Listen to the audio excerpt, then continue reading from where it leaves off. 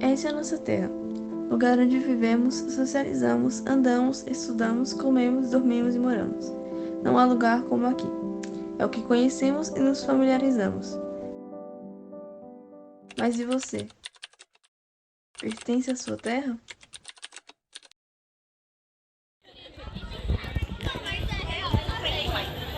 É em qualquer lugar Qualquer lugar do mundo. Num parque. Parque. Num parque. Eu acho que aqui é um lugar que eu me sinto muito bem quando eu tô no grupinho dos meus amigos. É um lugar que eu me sinto, assim, eu me sinto em casa. É, aqui também eu me sinto à vontade também na casa dos meus familiares, ainda mais aqueles que faz tempo que eu não vejo. Eu me sinto bem quando eu tô com os meus amigos em algum lugar que eu gosto. Ou, sei lá, por exemplo, eu chamo uma amiga minha pra ir lá em casa e a gente fica lá de boa. Eu gosto muito. Eu me sinto bem quando eu vou na igreja, porque eu me sinto acolhida e é um lar de paz. E eu me sinto como se eu estivesse dentro da minha família lá dentro.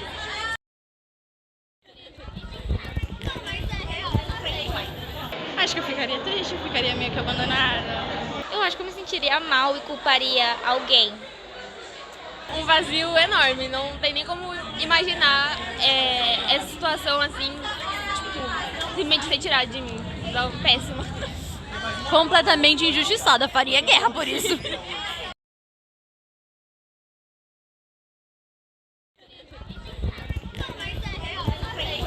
No caso, eles moravam aqui antes de todos nós, então meio que o Brasil é deles, assim, na minha visão. E os portugueses invadiram e roubaram a terra deles.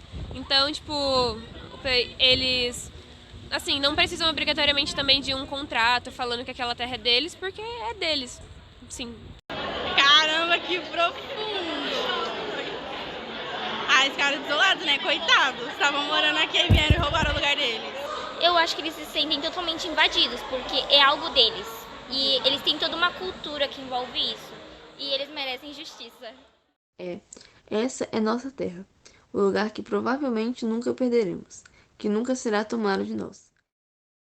E essas são as terras dos Kayapós, dos Yanomamis, dos Kaxinawás, que, como diversas outras tribos, têm os lugares em que pertencem tomados e destruídos.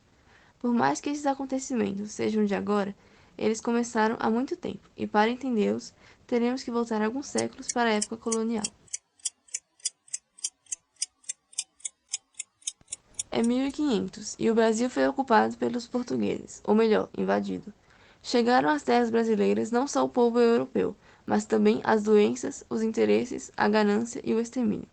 A população indígena, que era de aproximadamente 5 milhões, apenas na primeira leva de colonizadores, foi reduzida para 4 milhões, um quinto da população nativa. Um quinto foi exterminado em menos de um século, e atualmente o IBGE registra 1,4 milhões de indígenas que habitam o país, que comparado com o número anterior, de 900 mil, é um aumento, mas ainda não se compara a antes da colonização. E as violências não se contiveram nisso.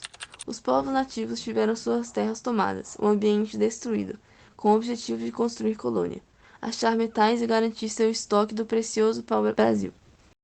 Seu espaço físico foi completamente descaracterizado e apropriado por pessoas que não mereciam. Será que eles se sentiram pertencentes ao seu lugar depois de todas as mudanças bruscas? Bom, ainda com essas perdas, eles deviam possuir algo para se lembrar e pertencer, certo? Sua língua, costumes, crenças? Não, não tinham. Muitos indígenas foram impedidos de falar seu próprio idioma e obrigados a se comunicar e realizar trabalho escravo aos portugueses, além de terem toda sua rotina tirada e serem forçados a praticar crenças impostas pelos jesuítas. Os jesuítas também são de extrema importância para entender o tamanho da violência praticada com os nativos. Os acampamentos jesuíticos eram utilizados para ensinar os indígenas a viver de modo cristão e civilizá-los, de acordo com o conceito eurocêntrico de civilização. Não devemos encarar a história da colonização como se os povos colonizados não tivessem apresentado nenhuma resistência, pois apresentaram. São datadas diversas batalhas de resistência entre índios e colonos, como a Guerra Total e o massacre no Jaguaribe.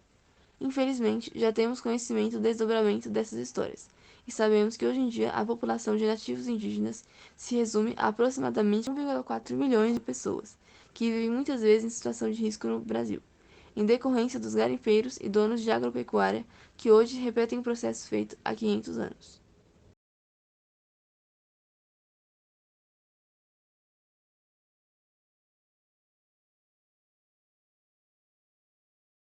Os Yanomami que resolveram migrar para a capital de Roraima em busca de condições melhores de vida, de saúde... A aeronáutica resgatou mais 16 Yanomami em estado grave. 570 crianças Yanomamis. A nossa equipe esteve na região de Surucucu, na terra indígena Yanomami. O Fantástico passou 2 semanas dentro da terra Yanomami. Sobre o que aconteceu no território Yanomami durante os anos de Jair Messias Bolsonaro. O governo federal já decretou estado de emergência.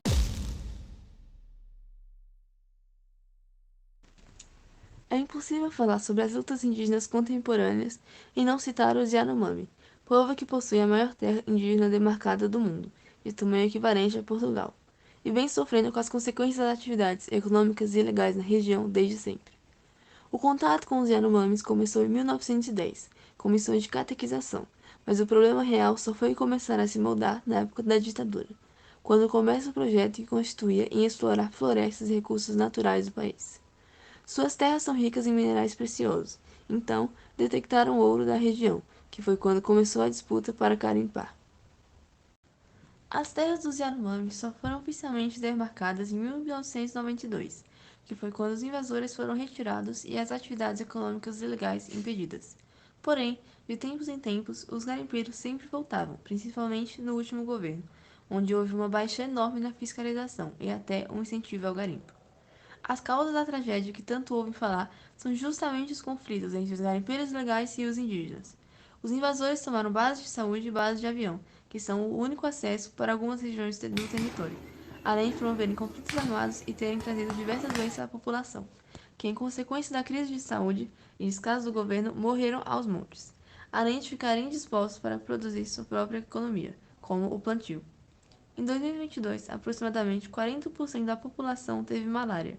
Houveram diversas mortes infantis por desnutrição, e a quantidade de mortes de crianças nos últimos anos foi tanta que chegou a afetar a pirâmide demográfica dos Yanomami.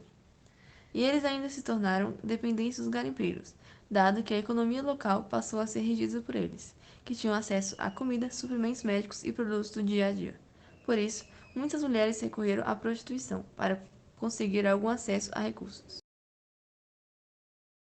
Por mais que a situação já fosse de preocupação, se agravou pela negligência do governo anterior, que ignorou mais de 21 pedidos formais de ajuda do próprio povo indígena a órgãos governamentais, como FUNAI, Exército, Polícia Federal e Ministério Público, além das diversas declarações do ex-presidente que demonstravam nada mais que desprezo e descaso com os povos nativos brasileiros. O tempo que você, que ano foi que você serviu? Servi lá de 2002 a 2007. 2007. Então passaram-se praticamente 13, 14 anos aí. Mudou. O índio mudou. Cada vez mais o índio é um ser humano igual a nós. Então, agora as críticas são potencializadas. Existe o desmatamento ilegal? Existe. Eu acho que existe até essa leva em alguns locais onde o índio, por exemplo, troca uma tora com uma Coca-Cola ou com uma cerveja. O presidente está lá em Orlando, meio que refugiado, e ele foi perguntado sobre a situação dos Yanomami e ele se recusou a responder uma pergunta específica sobre o quadro atual, mas contou uma passagem, diz que esteve lá, visitou a terra Yanomami em maio de 2021, perguntou aos indígenas o que eles queriam e, segundo o Bolsonaro, eles responderam que queriam internet. Se vocês pegarem aqui no estado de Roraima, lá tem uma tabela periódica embaixo da terra. E essa questão Yanomami, agora, a intenção não é atender a esses.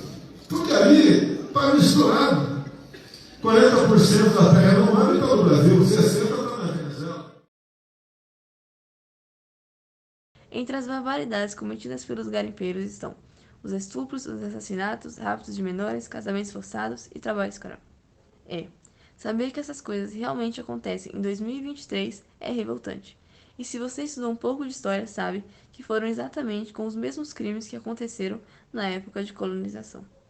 Até as motivações são quase as mesmas. Começo a me perguntar se voltamos para o passado ou se nunca saímos dele.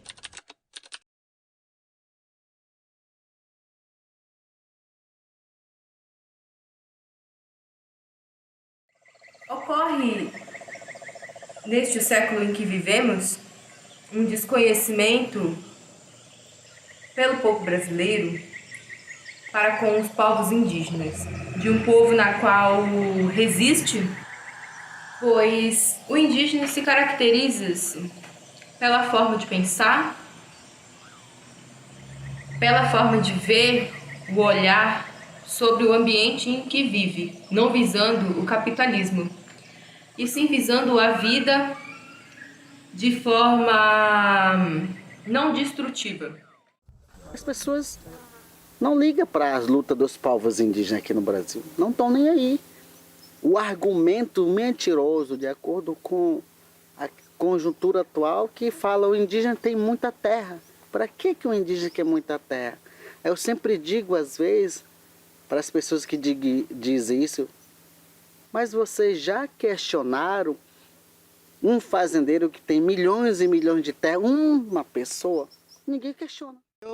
Enquanto estou vivendo, eu queria deixar para ele, para toda a família, para o povo indígena, para a criançada, para não culpar a área do outro, porque aluguei é proibido, emprestado é proibido, muita coisa é proibida. Então, na terra dele, então, essa aqui é a aldeia, durante que eu estou vivendo, eu já estou com 100 anos, já estou chegando 100 anos. Então, aqui, deixando para ele, cada um dele vai viver tranquilo. A terra tem alma, tem vida e que amamenta o nosso povo, né? Que produz alimento. Então a terra para nós é muito importante. A terra para nós também tem vida, né? Que é diferente do branco, né? Para o branco é negócio, né? Terra é negócio. Para nós é mãe. O que é um povo indígena? O povo indígena é aquele que vive tanto numa sociedade urbana quanto em terras indígenas. Irá cultivar o seu alimento, manter crenças, tradições, na qual se acredita. E a valoração do local em que vive e essa relação com a ancestralidade, com a espiritualidade do indígena está relacionado muito com a terra. Então, a partir do momento que se tira a terra dos povos indígenas, está se tirando o seu modo de vida. Mas sem direitos básicos, qualidade de vida, recursos e principalmente terras, como se pode continuar praticando sua cultura?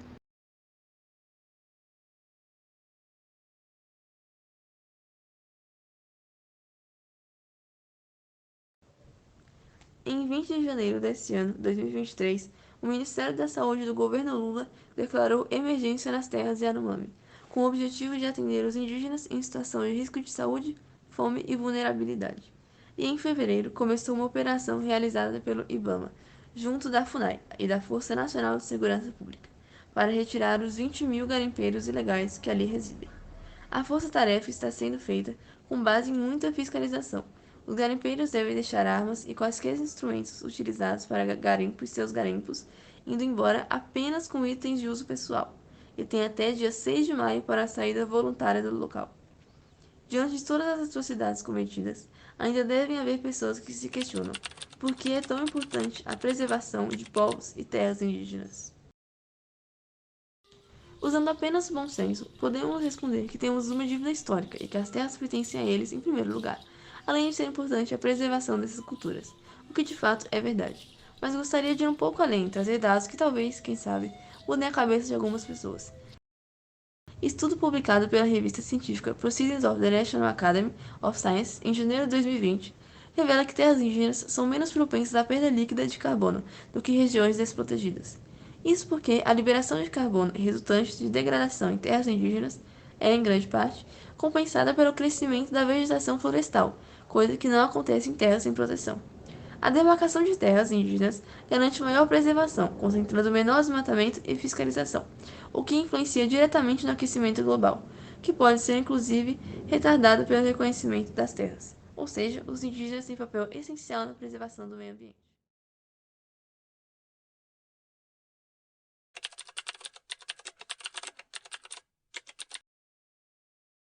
O indígena, ela é indígena em qualquer lugar, ou aqui, ou na aldeia. O que identifica a nação indígena hoje é o tronco, é a sua origem. A gente pode estar aqui, mas a gente tem um tronco lá na aldeia.